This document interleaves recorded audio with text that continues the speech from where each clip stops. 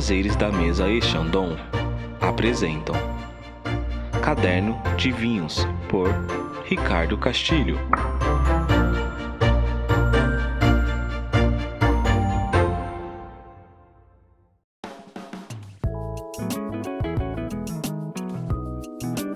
Junto nós pensamos muito nessa questão do casamento entre os ingredientes, que também harmoniza muito bem com o frescor que traz Chandon Excellence. Quando eu recebi esse convite da Chandon, desenvolver essa ambientação dessa mesa, ela foi pensada muito dentro dessa relação com a terra, a relação dos afetos, pensando que é uma mesa para um jantar do Dia dos Namorados.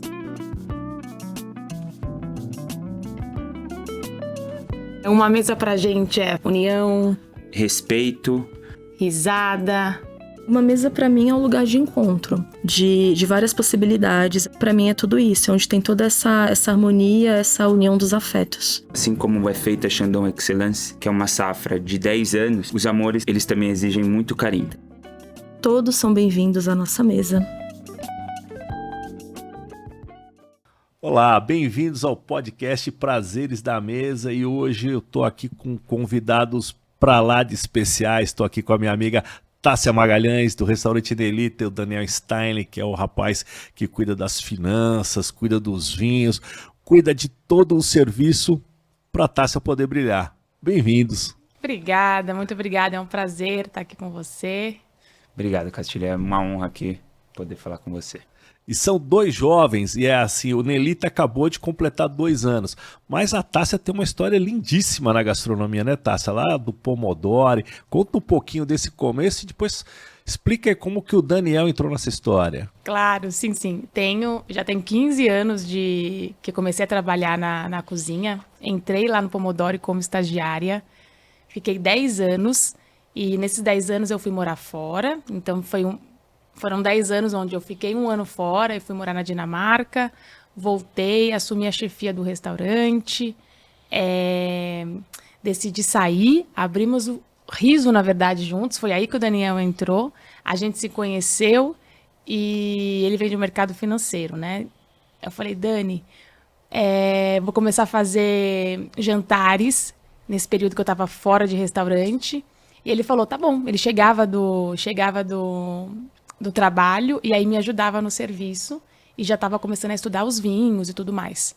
E aí deu super certo, ele falou, não, eu vou sair totalmente da minha carreira, e a gente vai entrar nessa juntos. E aí foi assim, conta mais um pouquinho pra mim. Pô, ela começou a te explorar logo cedo, né? Você viu, 2 turnos, não era fácil.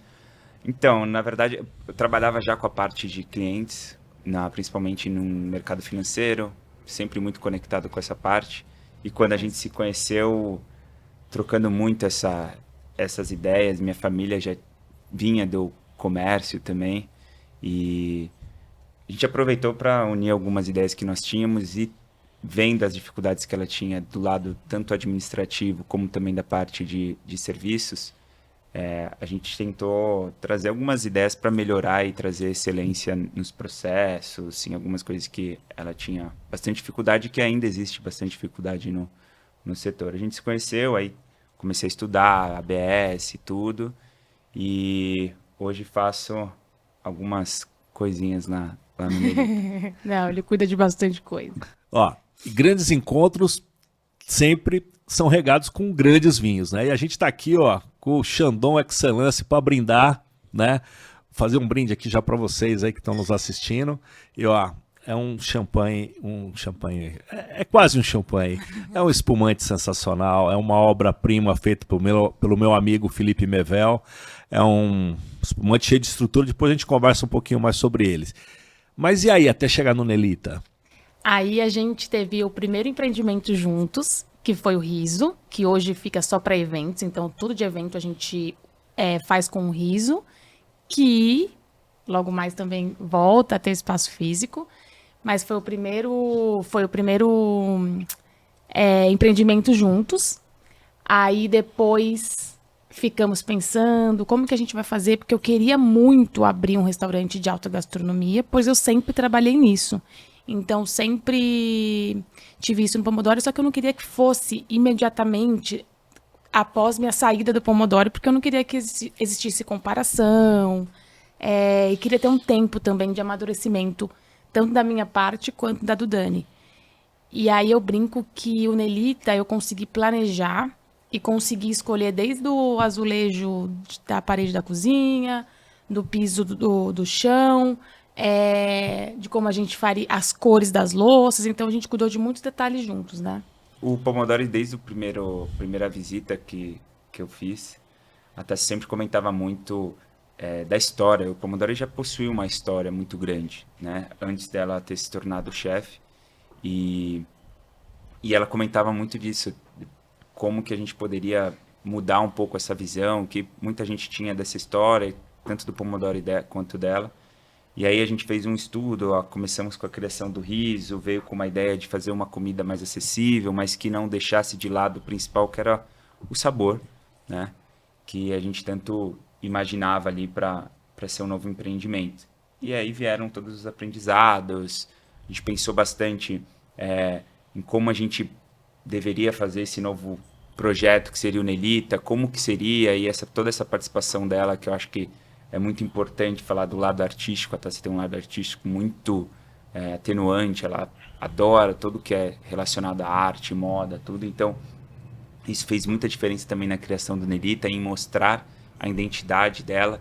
Então, se você comparar hoje os trabalhos, você vê uma distinção total do que é uma coisa... eu acho que é uma evolução, né? A gente vem evoluindo e no Nelita eu pude contar a minha história, 100% da minha história mesmo. Então, sem pensar em um histórico que já era existente. E aí venho fazendo um trabalho, na verdade, que são com as mulheres, porque eu sentia, quando eu trabalhava lá atrás, e sinto que faltava espaço para as mulheres dentro da cozinha. Então, quis trazer essas meninas, mas meu objetivo maior, na verdade, é a formação delas. Então, o que eu quero é fazer esse treinamento, informá-las como grandes cozinheiras. Então, por isso que eu preciso ter muito Dani, porque normalmente na carreira de chefe de cozinha, tem uma hora que você começa a ficar fora da cozinha e vai muito para o administrativo. E eu sempre tive muito claro isso na minha cabeça, que eu não queria ir para o administrativo, porque o que eu realmente gosto de fazer é estar na cozinha. Eu gosto de criar, eu gosto de cozinhar, eu gosto de chegar lá, olhar tudo, provar todos os molhos. E para mim isso é muito importante, eu sempre tive muito isso claro. E aí o Dani entra muito nessa parte comigo, desse olhar na parte do salão, na parte administrativa. E nos vinhos a gente troca muito, porque não sei se todo mundo sabe, mas eu sou formada em sommelier, então eu estudei muito isso, e a gente no início troca muito. Então todas as vezes que a gente vai fazer uma troca de menu ou vai fazer a harmonização, a gente senta junto, a gente conversa, a gente prova os pratos, prova vários vinhos. Eu acho que essa parceria assim entre nós duas é muito importante. Eu acho que é um dos motivos também do Nelita hoje ser uma casa de muito sucesso. Acho que é interessante só falar nesse ponto, a importância de você ter uma visão não só voltada para a cozinha, que é a escolha do ponto. A gente ficou um tempão, né, visitando lugares, visitando bairros, vai no almoço, vai no jantar, vê a dinâmica, vê o público. Eu acho que hoje falta muito, quando você vai fazer um projeto gastronômico, entender muito bem com quem você vai lidar e todos esses processos, antes de você realmente falar, vamos colocar um prato na mesa e servir. Tem que falar com a vizinhança, tem que comunicar com o bairro, tem que ser uma coisa bem... Eu brinco que ele foi visionário, porque a gente pegou aquele ponto antes da pandemia. E assim, aquela rua não tinha quase nada. Então, isso que eu ia falar, que vocês criaram uma tendência, né? Porque a Ferreira Araújo hoje é a rua mais badalada de restaurantes em São Paulo, né? Exatamente. É um do lado do outro ali. Não, sim. E esse foi muito papel do Daniel mesmo, porque eu sempre trabalhei no Itaim. Morava no Itaim, trabalhei no Itaim, e aí ele falou, não, Tássia, olha, venha, vamos lá, você vai olhar, você vai ver, eu pesquisei, tenho certeza, daqui a alguns anos, eu não imaginava que era tão rápido também, daqui a alguns anos essa rua vai bombar. Eu falava, gente, de onde que ele tá tirando tudo isso? Não, porque eu entendi que alguns prédios vão levantar aqui, tal. E aí, ok, eu visitei o ponto, gostei. Tinham 2 ou 3 restaurantes na rua que faziam sucesso, mas assim, era uma rua cheia de casinha, uma rua... Eu falei, como assim? E aí, de repente, a rua se transformou no que ela é hoje. né? Tem que fazer um parênteses que a gente às vezes pensa que o talento é tirado de uma cartola. Não é. Então a gente tem que explicar um pouquinho para quem não conheceu o Pomodori. O Pomodori foi um dos melhores restaurantes da cidade. No início ele era comandado pelo Jefferson Rueda, que hoje é da Casa do Porco, e pelo Rodrigo Martins, que é um super consultor hoje. E a Tássia entrou ali, depois acho que o Rodrigo já tinha saído. Tava quase Saindo, e a Tássia começou a trabalhar com o Jefferson. Então ela vem de uma escola de muita técnica, de muita criatividade, onde o produto sempre foi muito bem explorado, né? Que é o que você faz hoje. Esse trabalho com as mulheres, que ela pode se aprofundar um pouco mais, a cozinha dela só tem mulheres. Né? E não é só porque ela quer mulher, é porque ela tem uma missão ali de dar voz para um setor que muitas vezes foi dominado pelos homens. Então a cozinha dela é de mulheres e ela tem essa coisa do artesanal lá, essa coisa do artesanal até que une vocês, depois o Daniel vai falar um pouco, une um pouco com a Chandon, né? Porque a Chandon as pessoas têm que conhecer um pouco da história do que está por trás do espumante só, porque a Chandon faz um trabalho artesanal lá no Rio Grande do Sul, um trabalho de excelência nos vinhedos, que é uma coisa impressionante.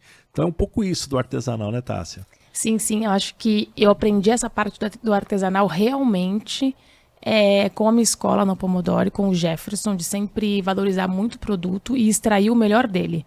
Não camuflar ou tentar fazer transformar um produto numa coisa que ele não é. Pegar um produto bom, trabalhar em cima dele e tirar isso, e tirar o melhor mesmo, e tirar o que ele tem para oferecer. E eu acho que a Chandon faz exatamente isso. O Dani até pode falar um pouquinho pra gente. E o Dani, só para falar um pouquinho do Dani, o Dani hoje é um dos maiores conhecedores de vinhos do Brasil, tá? Por quê? Porque ele estuda e ele principalmente prova. Ele recebe as pessoas para provar os vinhos. Então, para um vinho entrar na carta hoje do Nelita, que é cobiçado por todas as importadoras, tem um crivo, tem uma curadoria muito importante que o Dani faz. É super importante, para mim falar de espumante, é uma coisa que eu adoro, principalmente a gente sempre trocou essa ideia, como o espumante é gastronômico. No Nelita não é diferente, a gente faz uma severa seleção, principalmente pela exigência da chefe, que é grande, e para fazer com que a carta de vinhos ela seja à altura também do que a gente faz na parte da cozinha. A gente precisa ter muito estudo, precisa ter muita evolução. Ela me ajuda muito nisso. Então, como ela falou, a gente está sempre provando, a gente está sempre fazendo pratos e degustando juntos, entendendo se faz sentido, o que não faz sentido. E esse trabalho artesanal a gente precisa transmitir também na parte dos vinhos e das bebidas, né? Então, para fazer a harmonização, basicamente você fazer com que a comida e a bebida elas se elevem juntos no final, né, do serviço. Então, quando a gente fala aqui todo o serviço da Chandon, toda a forma como ela trata hoje, tanto os terroirs como toda a parte de produção, eu acho que é muito interessante a gente pensar que nós temos hoje um produto como o Chandon Excelência, que de uma safra de 2012. A gente está falando de um produto que você tem praticamente, como você comentou, uma champanhe feita no Brasil, né? Então, nós já sabíamos que o Brasil é muito reconhecido pelos espumantes, porém o nível que nós estamos hoje alcançando a nível mundial é incrível. Então, ter hoje no Brasil produtos como esse, nós temos que agradecer muito, entender que todo esse processo ele é muito a longo prazo. E quanto isso é custoso, e quanto isso você precisa ter uma rede hoje que é muito falada, que é o ESG, e como que a Chandon hoje preserva muito, que é o Environment, Social and Government, né? Que é o ambiente, o social e a governança. Então, como essas coisas estão envolvidas e como isso impacta hoje no resultado de um espumante, é muito importante. Você tem que unir todos esses 3 pontos e como que você cultiva isso dia a dia com as terras, entendendo como que é a natureza, o clima influencia. Então, quando você fala de uma safra de 2012, você está falando de abrir mão de um lado comercial e falar, olha, eu vou produzir todas as vezes da mesma forma e vou intervir, como a gente fala no mundo, né, dos vinhos, intervir para que a gente tenha sempre o mesmo produto. Não, aqui a gente sabe que a gente tem um produto de excelência que foi feito na safra específica de 2012, com aquele clima, com aquelas condições para chegar nesse produto. teremos novamente essa safra? Não sabemos. Acho que é o brilho que eu tenho com os vinhos. É a história que você tem que contar, a história que você tem que estudar para entender por que você chegou naquele produto.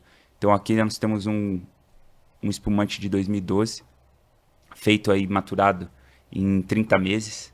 Né? Então, para pensar em todo esse processo, acho que é muito interessante, eu sempre comparo com a Tassi, esse processo que existe também na nossa colaboração, o tempo que demorou para nós maturarmos o Nelita, entendermos como que a gente ia aplicar, como que a gente ia construir essa história para ter esse resultado. E com o espumante aqui não é diferente. Você precisa ter esse estudo, você precisa ter esse cuidado. O enólogo, que é o Felipe, ele precisa entender muito bem do que ele está cultivando para chegar no que ele chegou aqui. Então, assim, é uma arte, né? Que eu brinquei que é um champanhe, porque a gente chegou num nível de excelência, como você falou, e o sustentável e o artesanal têm que caminhar juntos hoje. Não sei se todo mundo sabe, mas assim, antigamente no Brasil se usava um sistema de plantio que era o latada, onde a uva ficava em cima. Então o que acontecia? O agricultor vai pegar a uva aqui e isso começou a dar um problema de coluna, porque ele fazia esse movimento repetitivo. Bom, quando a Chandon veio para o Brasil, eles olharam isso e falaram, bom, vamos... primeiro eles foram mudar o sistema de plantio de latada para espaldeira, falaram, vamos colocar a uva mais baixo então. Aí o que acontecia? A pessoa tinha que se agachar para pegar a uva. E aí dava um problema na lombar. E os caras, de novo, muito impacientes com aquilo, criaram um processo que hoje a espaldeira deles é aqui na altura da cintura das pessoas. Então as pessoas não têm que fazer um movimento nem para alto nem para baixo. Isso melhorou a saúde das pessoas, incentivou com que os filhos se interessassem pelo processo, né? E quando eu fui para a Encruzilhada do Sul, no caminho, o pessoal falou, não, lá é tudo artesanal. Eu falei, pô, uma empresa como a Chandon, como que é artesanal, né? Não, lá é tudo orgânico, né? Os bichos estão soltos lá. E tem coisa que é como você chegar num restaurante no dia, o chefe não sabe se o crítico tá lá ou não, é a comida que ele serve normalmente, né? Não tem como maquiar nada. E eu cheguei lá, tinha a capivara andando pelo vinhedo, os passarinhos, todos, aquele lago bonito, e realmente você vê um vinhedo que pode não ter a certificação, porque certificação no Brasil às vezes é uma coisa complicada, envolve dinheiro, tudo, mas é uma coisa linda de se ver, totalmente integrado com a natureza. Né? E que é muito isso que você faz no restaurante, né? Essa coisa do artesanal, do sustentável, né? Eu queria que você contasse um pouquinho de como você está desenvolvendo os produtores ali que você usa, os produtos que você usa no restaurante. A gente faz esse trabalho porque eu acho que quem não faz está fora. É muito importante que as pessoas tenham essa consciência de valorizar os produtores locais, de valorizar o que a terra nos oferece, né? Eu acho que isso é muito importante, é o que eu trago muito para o Nelita. Então eu tenho esse trabalho com vegetais, muito trabalho com essa parte toda do vegetal, com uma carne de qualidade. Então tudo isso para mim na hora da construção do meu menu, ele precisa casar, precisa ter um sentido, porque se não tem esse sentido, não faz sentido. Para que eu fui fazer o Nelita? Por que eu quero ensinar as meninas? Eu quero que elas tenham essa consciência. Eu quero que as pessoas que sentem no Nelita, quando prova o primeiro prato, entenda que não é só uma beleza, não é só estético. Tem muitas coisas envolvidas por trás dessa criação. E fora os pequenos produtores, fora a matéria-prima, também tem o trabalho que eu faço com elas dentro da cozinha. Então, que isso também é muito importante, que eu acho que é como o exemplo que você deu, deles terem trocado a forma por conta de estar causando problemas para as pessoas que estavam fazendo as colheitas. E eu penso muito isso no Nelita, penso muito como eu posso tornar o trabalho delas menos pesado, porque trabalhar com restaurante, trabalhar com cozinha é muito exaustivo. Então, às vezes, assim, muitas pessoas falam, poxa, mas por que o Nelita não fica aberto até mais tarde? Por que não estende? E eu falo, não, isso aqui não é só dinheiro, dinheiro, dinheiro. Eu preciso que as meninas saiam num horário confortável para ter pelo menos um pouco de segurança na cidade de São Paulo. Então, assim, é uma preocupação que a gente tem. Não é só eu virar a chavinha e falar, vou colocar para trabalhar e cada um depois que se vire. Não, tem uma preocupação de um horário que elas saiam de lá, que cheguem em casa com tranquilidade, que tenham descanso. A forma como eu lido com elas dentro da cozinha, a forma de treinamento, para ter um ambiente confortável. E um dos pontos importantes que eu tive quando pensava em por que eu quero ter uma cozinha só de mulheres? Eu sentia muito quando eu trabalhava e o cenário era muito masculino, acho que eu já falei isso tem algumas vezes, porque eu não tinha com quem conversar. As pessoas não entendiam muito, então eu ficava sozinha, eu conversava mais a conversa dos meninos, e imagina quando eu tinha 18 anos. Eu não tinha muitos amigos, porque eu trabalhava muito no restaurante, então não tinha amigas para conversar, acabei perdendo um pouco disso, né, dos amigos fora da gastronomia. E eu não tinha uma menina para conversar, para ter conversa de mulher mesmo. Então, quando a gente foi fazer o Nelita, eu pensei que isso era muito importante. E as meninas criam esse vínculo, elas são as amigas, mesmo alguém que já saiu do Nelita, elas continuam próximas, elas saem juntas. E para mim isso é muito importante. Eu quero sempre... Sabe aquela história de mãe que... o que eu não tive quero oferecer pro meu filho? Então, acho que é muito o que eu tento fazer no Nelita, assim. Pegar todas as partes que eu achei que para mim foi mais sofrido e tentar passar para ela de uma maneira diferente, sabe? A carta de vinhos do Nelita, ela é uma das melhores do Brasil hoje, né? Premiada pela Prazeres da Mesa, reconhecida pelas pessoas que frequentam o restaurante. Quais são os critérios que você utiliza para um vinho entrar na sua carta? Eu sei que tem muita coisa do artesanal envolvido, né? E como foi o convencimento para a Chandon fazer parte dessa história? Acho que além disso, o importante é fazer parte tudo desse sentido que a Tássia comentou, né? Como a gente fala de funcionários, comida, a gente está falando de tudo, né? Serviço, vinho, são os pilares que a gente, assim como eu comentei sobre o ESG, acho que nós temos os pilares dentro do restaurante que a gente precisa sempre sustentar e para que isso tudo seja sustentável mesmo a longo prazo. Então, quando a gente desenha a carta do Nelita, não só na questão de trazer a experiência gastronômica, mas é entender também com quem que nós estamos lidando e quais são esses processos dentro desses produtores. Então, acho que tudo isso, quando a gente vai desenhar, tem que fazer sentido com tudo que a gente projeta, né? Então, não adianta a gente hoje ter prioridades na comida, nos vegetais e, em outro sentido, eu priorizar produtores que não têm os mesmos valores que nós temos, né? Então, esse é o princípio que nós temos para iniciar uma conversa, entender se isso faz sentido para nós. E, a partir daí, fazer um encaixe também dentro da nossa experiência de carta, que seja uma experiência complementar ao que nós temos na gastronomia, né? Então, entender o que aquele produto hoje vai oferecer e ele pode se encaixar junto com o que nós estamos oferecendo no menu degustação ou no nosso menu à la carte. Então, a gente faz esse estudo para que também não exista... Eu sempre gosto de propor opções para que a gente não tenha dentro da carta um canibalismo, que eu vejo em diversos lugares, né? Então, quando eu falo canibalismo da carta, é você ter produtos muito similares, que sejam muito parecidos e que muitas vezes você não dá destaque para certo produto, porque você tem coisas extremamente parecidas e que o cliente não vai saber dar o valor agregado correto. Então, eu sempre penso nisso, para dar o destaque correto daquele produto, para que a pessoa entenda exatamente do que ela está provando e que ela tenha aquela oportunidade de entender aquele produtor. Então, a gente sempre procura, dentro desses produtores, entender como dar aquela atenção específica na nossa carta e promover também essa experiência da melhor maneira dentro do Nelita. Queria entender um pouco a transição, que você mudou de uma área que em geral é uma área fria, né, calculista, onde só números são levados em consideração, e foi para um outro lugar que é a paixão, né? O restaurante tem que ter a paixão, porque você vai trabalhar com o público, né? Eu queria que você contasse um pouquinho dessa mudança.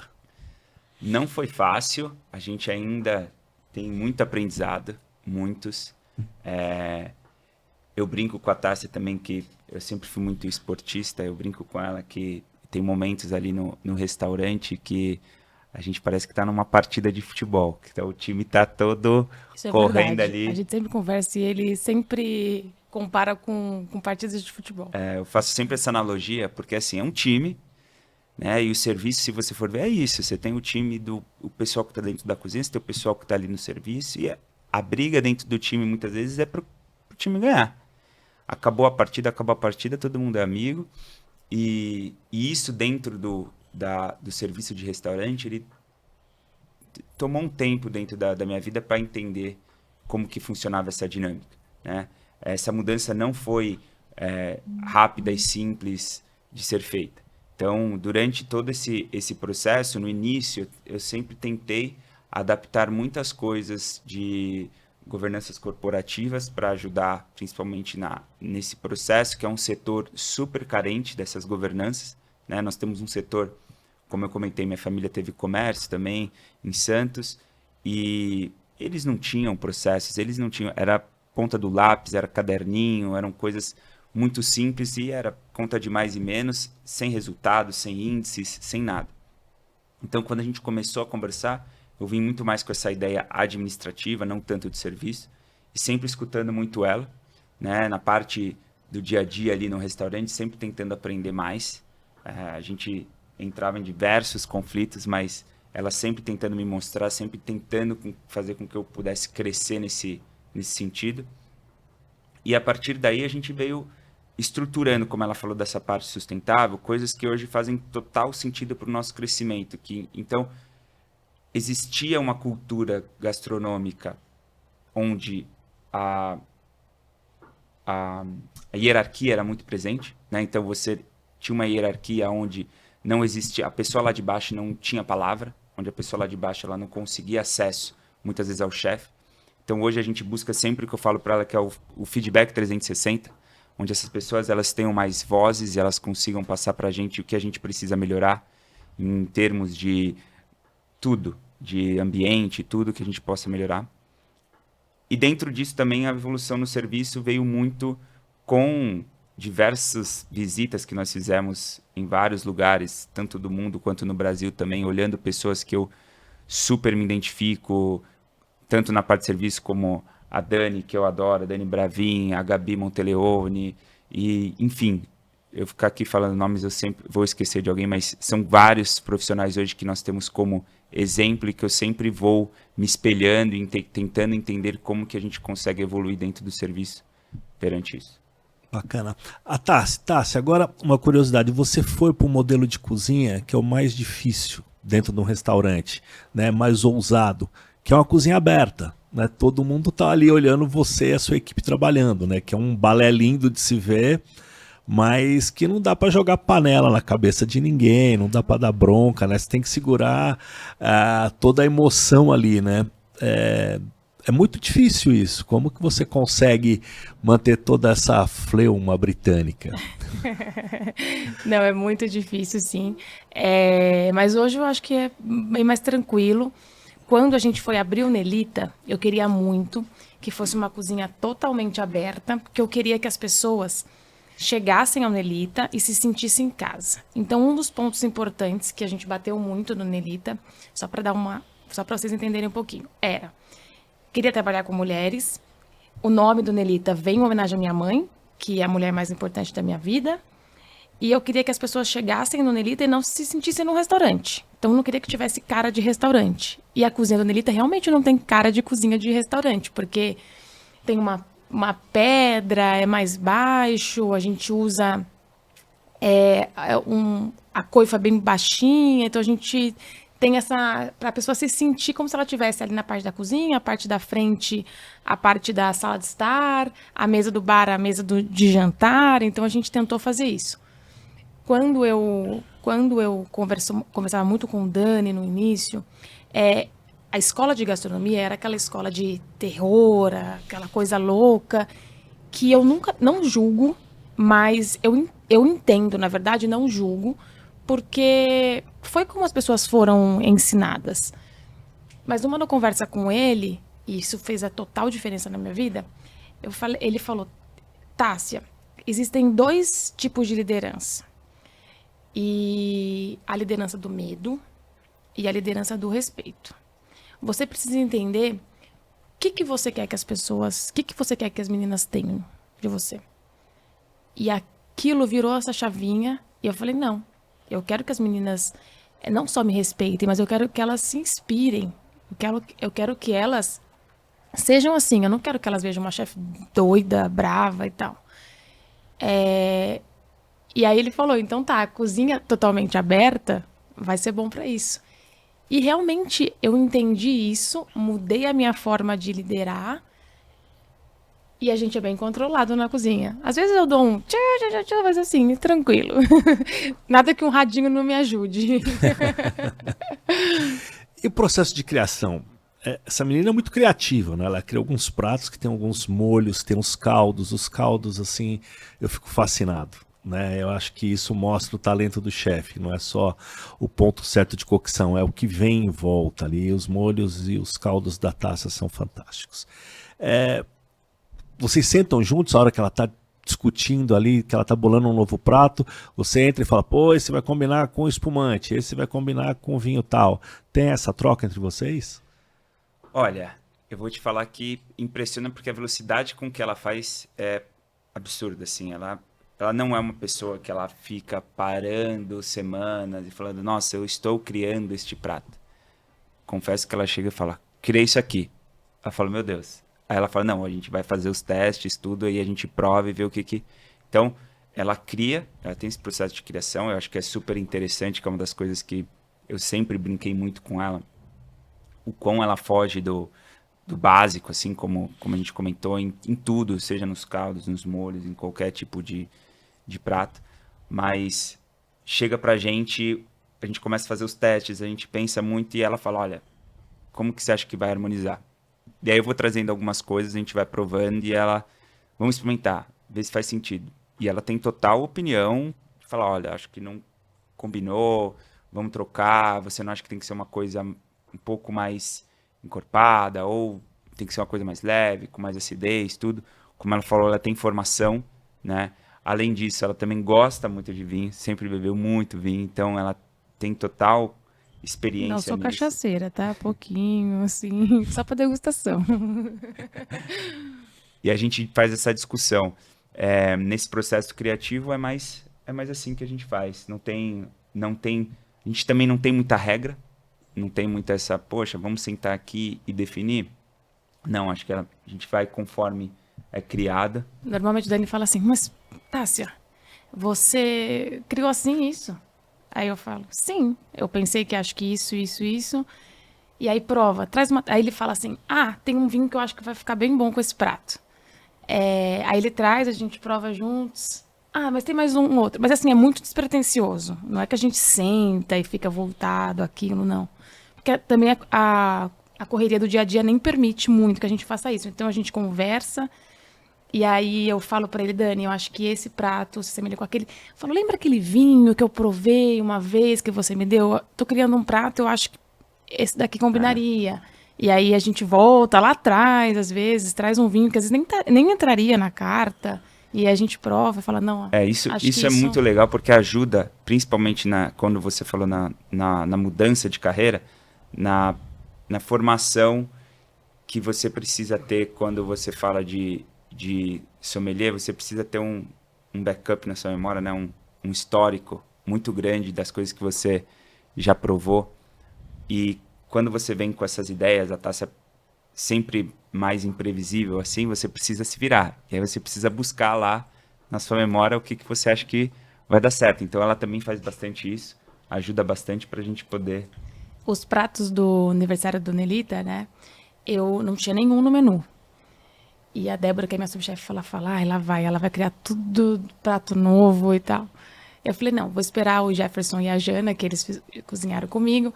Eu vou esperar eles me mandarem e depois eu vou criar os pratos em cima dos pratos deles, porque eu acho que tem que ser bem harmônico. Eu não quero que... Porque é mais difícil quando você faz uma degustação onde você só encaixa seus pratos. É muito difícil para harmonização. Então, eu queria que fizesse muito sentido. E aí, esse caldo, até que tem um caldo que eu servi lá, eu nunca tinha feito no Nelita.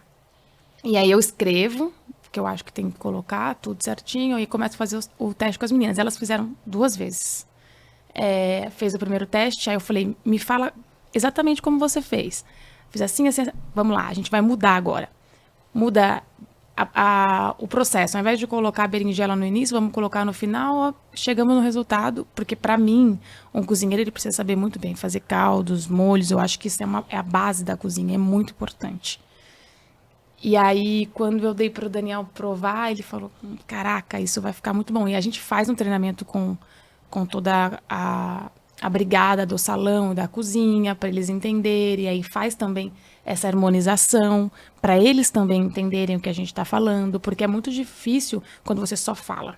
Então, a gente faz com que eles provem, com que eles sintam isso para que tudo realmente faça sentido. E tem o contrário também nesse processo? Você prova um vinho, fala, eu preciso criar um prato para esse vinho? Ah, tem. Tem muitas vezes, né? Eu tenho fases também. Acho que todo mundo tem fases. Mas agora eu tô numa qual é a minha fase agora de vinhos? Sua fase de vinho? Até está na fase dos vinhos. Se for tinto, é na fase dos pinots. E quando eu a conheci, ela não tinha nada com isso. Era tudo mais... Ela gostava muito da parte italiana, dos rossos, né? Toda a parte da Toscana, a parte também de Piemonte, ela adorava, Barolo, Nebbiolo, totalmente diferente. Aí hoje ela tá na Sou uma parte mulher de fases. Hoje ela tá na fase do Pinot Noir e aí dos brancos mudou tudo. E aí tem esse inverso sim, porque eu provo um vinho, eu gosto muito, eu falo, cara, eu vou criar um prato pra gente fazer, pra gente usar esse vinho. Tem sim. E olha que curioso, que hoje a Chandon tem o maior vinhedo de Pinot do Brasil, que é esse de Encruzilhada do Sul, a maior plantação e boa parte entra aqui no Excellence, né? Então você é uma mulher de bom gosto. E com produto, chega algum produto fantástico, fala, não, eu tenho que criar alguma coisa com isso aqui, eu tenho que ajudar esse cara a botar esse produto lá em cima. Sem dúvidas, tem muito isso. Até tem um fornecedor de hortifruti que ele vai lá no restaurante às vezes. Ele é muito engraçado, ele vai lá às vezes, aí ele chega no meio do meu serviço assim, Tássia, eu vim aqui, ó, por isso que eu te mando as coisas. Porque eu mando pra você as coisas que eu tenho e eu olho que você transforma isso. Ele foi agora, semana passada, acho que 15 dias atrás, no meio do serviço, eu tava lá trabalhando e acho que eu já tinha bebido umas garrafinhas de vinho e ele começou a falar... Não, por isso que eu te mando aquela abobrinha mini, por isso que eu te mando aquela... Porque assim, só você para conseguir transformar nisso tudo. Então tem muito isso. Eu pego e aí eu planejo pratos em cima daquilo que me mandam. Tássia, com todo esse trabalho, você ainda foi inventar de montar uma doceria fantástica, que é a Mag. Mag, né? Isso. E assim, não são todos os chefes que conseguem fazer pratos salgados e doces com o mesmo nível, né? Com a mesma qualidade. Queria que você contasse um pouquinho sobre essa coisa fantástica. Eu sou meio maluca, viu? Mas eu comecei na confeitaria. Então eu lembro quando eu cheguei no Pomodori, eu falei, Jefferson, queria entrar como estagiário da confeitaria. Aí eu acho que ele falou, nossa, ninguém quer entrar de estagiária na confeitaria, já que ela quer entrar na confeitaria, vamos colocar ela na confeitaria. E comecei, quando eu fui morar fora, eu fiz estágios em confeitaria. E aí depois, e sempre quis, na verdade, abrir uma confeitaria, ter essa parte de doce, porque eu gosto muito. Não gosto de ficar lá fazendo todos os doces, porque exige muita paciência e eu sou muito enérgica, eu brinco com as meninas, eu coloco o bolo na forma e eu já quero que ele esteja pronto. Então eu gosto muito, mas eu gosto muito da criação da parte de sobremesa e eu acho que isso me ajudou muito na parte criativa dos salgados, porque a delicadeza da sobremesa, a delicadeza da confeitaria me ajuda muito na criação das minhas massas, por exemplo. Porque muitas pessoas falam, a massa é muito difícil de deixá-la bonita esteticamente. E eu mostro que eu não acho que é isso. Que se você tiver delicadeza, você consegue ter um prato de pasta muito bem bonito, com várias cores. E isso me ajudou muito por conta da confeitaria. Então, hoje a gente tem o Mag no Itaim. E graças a Deus também tá bombando. As pessoas estão gostando muito. Eu sou fã demais, né? Fora essa parte toda de confeitaria, tem a Vinazerie também, que são os folhados, que eu me aperfeiçoei muito. Fiquei 1 ano junto com a Ana lá, só fazendo teste. E, tô muito feliz de estar hoje com o Meg. E a gente faz um trabalho juntos também no Meg, né, Dani? Não, assim, eu tomei café lá outro dia, gente, que experiência fantástica. Cada doce eu saio totalmente da dieta, é um perigo passar lá. Mas aí, você harmoniza os vinhos com as sobremesas também? Aí é um desafio que nós temos, porque doce sempre é uma coisa que você tem que pensar muito, que tipo de doce você vai harmonizar, principalmente os doces que ela faz, que tem ingredientes totalmente diferentes. Então a gente tem que pensar muito, porque tem doce que tem mais acidez, tem doce que tem mais tostado, porque tem castanha, então tem uma variação muito grande. Para mim, eu sempre gosto muito do espumante como uma alternativa. Eu acho ele super versátil, principalmente na função que ele tem. Quando você tem, por exemplo, doces, que às vezes tem mais um teor da gordura, que você tem mais manteiga, né? Você tem esse lado que deixa a boca mais untuosa. Você tem as bolhas do espumante, que você consegue fazer essa limpeza. Você tem espumantes que, dependendo do processo, eles têm também um dulçor, né? Dependendo da classificação, tudo, eles conseguem harmonizar com coisas mais doces ou coisas também mais pro lado do amargo, mais seco. Então você tem essa versatilidade dentro do mundo dos espumantes que você consegue fazer essa composição. Então acho que é super importante a gente também olhar esse mundo, né, da parte do, poxa, vou comer um doce. Hoje no Brasil é muito associado, vou tomar um café. Vou comer um bolo, vou tomar um café. E não necessariamente. É muito importante ter essa alternativa e construir esta cultura dentro do Brasil também, porque nós somos um país tropical. Para nós é super fácil de você estar num dia ensolarado, comer um doce, comer uma vinoiserie, né, que são os folhados, que também possuem bastante teor de gordura, e você conseguir fazer essa harmonização com algo fresco, com algo que tenha mais estrutura, conseguindo tomar uma taça de espumante. Então isso é um desafio que a gente também consegue propor lá no Meg, essa experiência para os clientes. E no Meg também a gente eu faço, né, esse trabalho das sobremesas com esses produtores locais, então também fujo dos sabores comuns. Então a gente usa tomate, tem vários ingredientes diferentes, que eu acho que, para mim, é muito legal de fazer essa criação. É o que eu mais gosto de fazer, é combinar sabores distintos e que fogem desse normal. E o bolo de chocolate? Com o que você harmoniza aquela maravilha? Olha, o bolo ali é complicado, porque a pessoa ela fica tão fissurada no bolo que ela não quer mais eu saber de nada. O bolo foi uma coisa que, assim, até na pandemia a gente correu pra caramba pra fazer esse bolo, porque o que pedia um bolo pra gente era coisa de outro mundo. De novo, temos dentro dos espumantes, dentro das classificações, né, dos espumantes, você tem opções que você consegue harmonizar. Aqui no Excellence a gente está falando de um Brut, né? Então as classificações, quando eu digo, são a quantidade de açúcar, né? Da grama de açúcar por litro que você tem em cada espumante.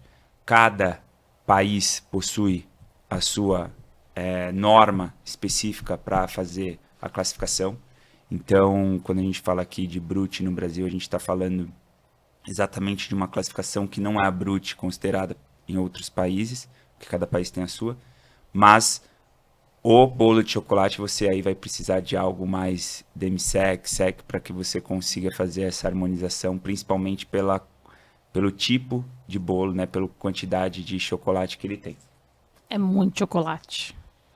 Vou tentar com o Passion, que é um outro espumante muito bom da Chandon. Exatamente, ali você tem essa opção muito boa, que aí você tem o teor a grama de açúcar um pouco mais elevada, né? Então você vai já mais para esse lado, harmoniza super bem.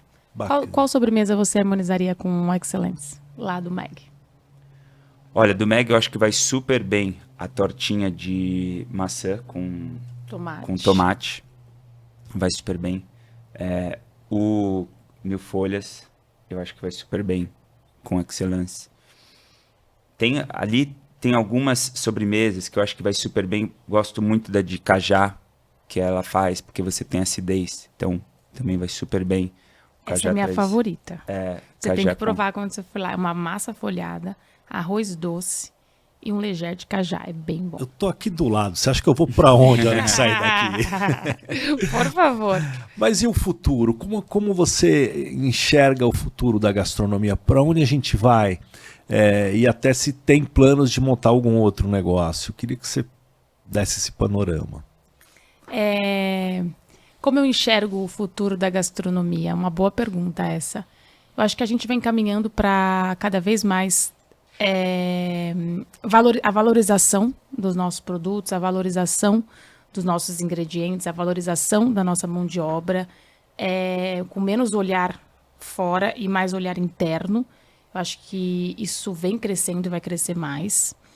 A gente, sim, tem planos para o futuro, alguns. O riso, como eu falei, é um que vai voltar, com certeza, para um espaço físico, porque é o meu queridinho, que é uma casa só de arrozes. E... tem algumas outras coisinhas, né, Dani?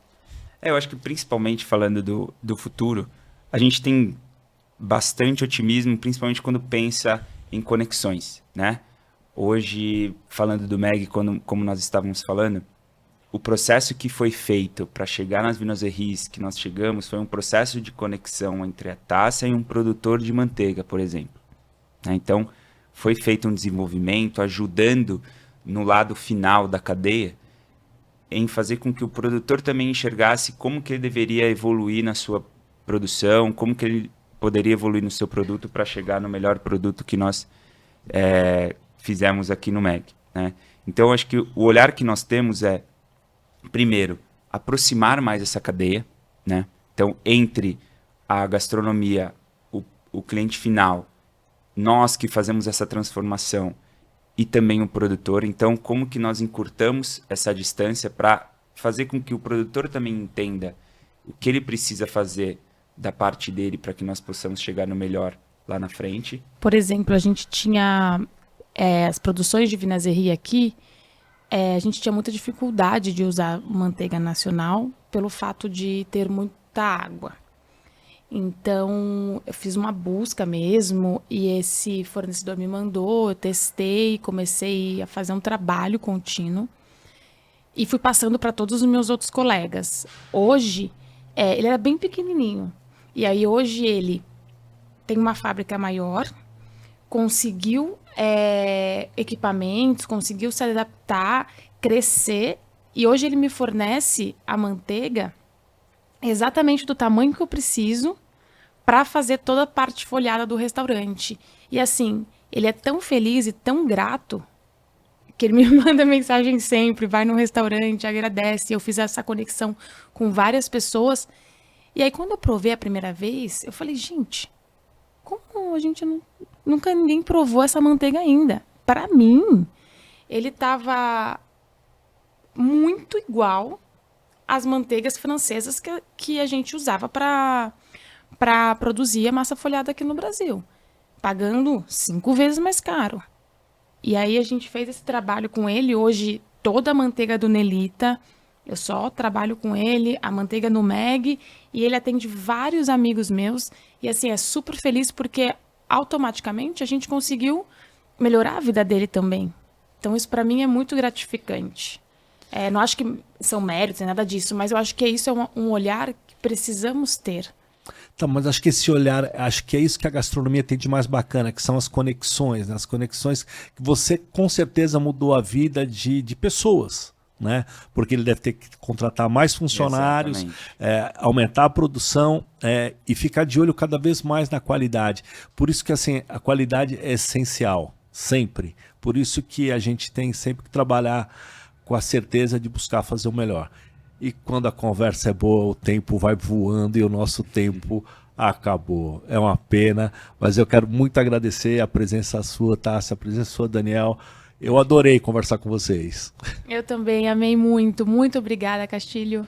Muito obrigada. Foi uma delícia, foi um prazer mais uma vez eu estar aqui com vocês. Xandão, obrigado, que agora a gente vai beber, tá bom? Saúde. Saúde.